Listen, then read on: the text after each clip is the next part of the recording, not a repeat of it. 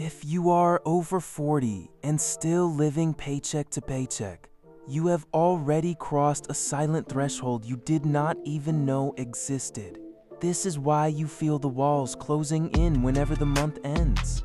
If you want to understand why your bank account remains a ghost town, while your peers seem to be sailing into calm waters, you need to stay until the end of this video, because the truth about your finances is far more dangerous than simple bad luck.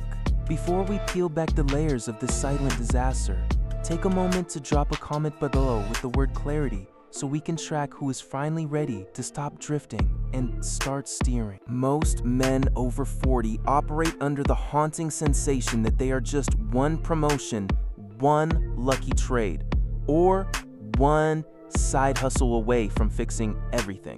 You look at your money habits and you justify the leak. You tell yourself that the car payment is necessary, that the dining out is an essential stress reliever, and that your savings account will magically grow once your income hits that next bracket. But this is happening to most men over 40. You are caught in a cycle of subtle attrition.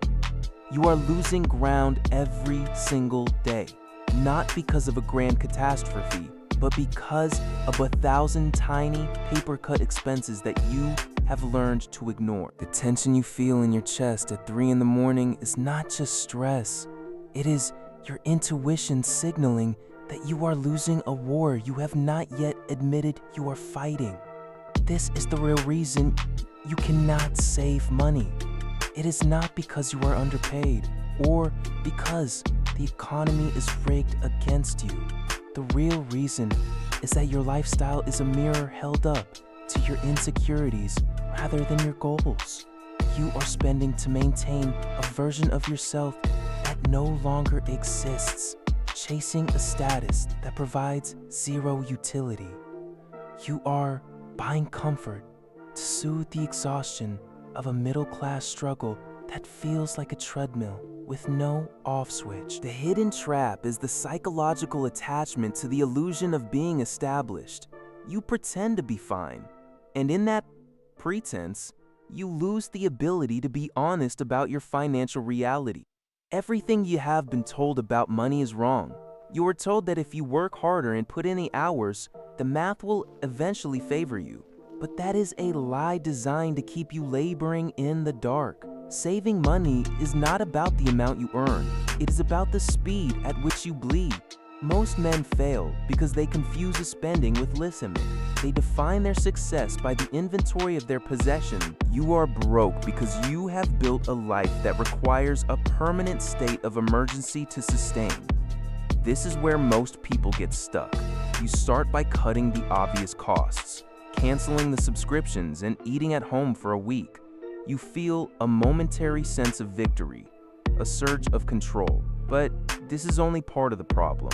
That initial progress is deceptive because it only addresses the symptoms while leaving the root cause. Your behavioral architecture entirely undated. You save $100 today, only to drop $500 on a gadget or a social obligation tomorrow to prove that you are not struggling. The loop remains open. This is why you stay broke, and this is costing you years of your life.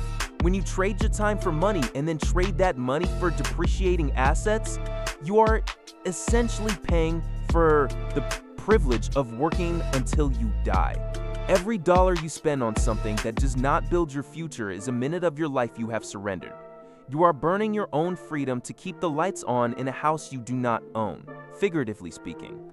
The silence of your bank account is the sound of your potential evaporating while you stare at screens and hope for a change that never arrives.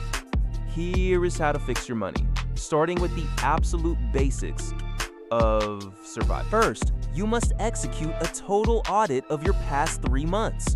No excuses. Look at every transaction and label it as life-sustaining or soul-draining. Second, implement the rule of the 48-hour pause on every non-essential purchase. If you still want the item after 2 days, you might actually need it, but you rarely will. Third, automate your savings before you even pay your bills. Treat your future self as a creditor who demands payment first. This is how you shift from a consumer to an owner. You must become ruthless with your habits, pruning the unnecessary with the cold precision of a surgeon. This is what no one tells you about the transition to true financial stability. It is often quiet, lonely, and profoundly boring. It does not involve luxury cars or vacations. It involves the slow, steady accumulation of boring, unsexy assets. The secret is that financial freedom is not about the thrill of winning. It is about the absence of panic. When you stop trying to signal your worth through your spending, you unlock a level of mental bandwidth that you never realized was occupied. You start to see opportunities that were hidden behind the fog of your own financial stress. The truth is that you are closer to the edge than you are willing to admit, and the only way to pull back is to stop playing the game by the rules you were taught. The world wants you to remain a spender, a consumer, a cog, because that is how the system remains fed. Once you decide to keep your money, you become a threat to that cycle. You start to reclaim the time you once spent earning money to pay for things you did not need. The brutal truth about money is that it is a tool for liberation, but it will only serve you if you stop worshiping it as a status symbol. You have the power to stop wasting money today. It starts with the decision to be more radical about your personal habits than you ever thought possible. If you are serious about breaking the cycle, you need to commit to the long term. This is not a sprint. It is an excavation of your life. Fique na buenos. And feeling this midas sobriety to co. Their dubtect voices, they tried and then so framed it core with Mitra that the A-stone shorty sapia phrase machi could told you just or qua son ha someone not that say eats though no kes id do sore don't that no di baichu prated two way chu and ta ta dot ta ta 50 years Grady C. Oh